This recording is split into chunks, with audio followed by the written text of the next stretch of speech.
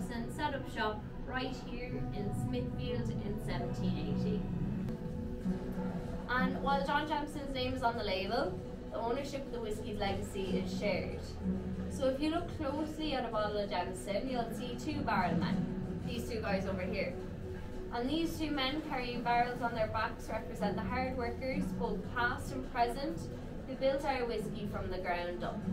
And when you really get down to it, our story is told by the barrelman. So John Jameson and Son was shipping our great Irish whiskey all over the world. And more people were enjoying Jameson's triple distilled smoothness and incomparable taste. However, sadly, time and history in the shape of military and political turmoil intervened. War broke out around the world, not once but twice, and there was conflict within Ireland as well. So because of its prime location, the distillery was actually used as a fortress during the 1916 Rising. And despite the tough times, Jameson generosity still prevailed. So due to the imposition of martial law, no employee could gain access to the distillery for 2 weeks. However, the wage books in the company archive show that every employee was paid in full during the shutdown. And then when things were just picking up again, Jameson's progress was interrupted by restrictive trade tariffs imposed by our good friends over in Britain and the effects of prohibition in the United States. American bootleggers would even label their moonshine as Irish whiskey so that they could charge it for a higher price. Absolute cheek of them. So, is everyone happy that they have whiskey in front of them? Yeah? All very happy? Yeah, you have an eye on that bottle, don't you? I'll have to watch you.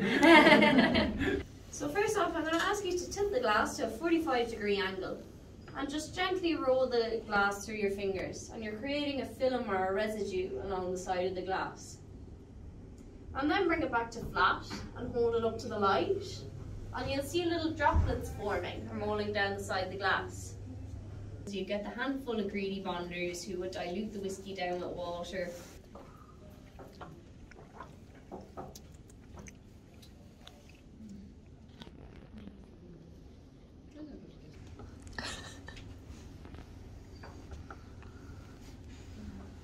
And what we think, we're getting straight away those notes of vanilla. Yeah. Yeah. So a lot of vanilla coming through, that toasted oak. It's good. And you'll get a bit of sweet. And next up is Black Barrel. So Black Barrel is our second best-selling whiskey, and funnily enough it was actually an accidental discovery by our coopers. And there's much give and take between the whiskey and the wood as time goes on, and you'll see in the flasks in front of you how the whiskey takes on the colour of the wood as time goes on. You might notice that there's a little bit less each year as well.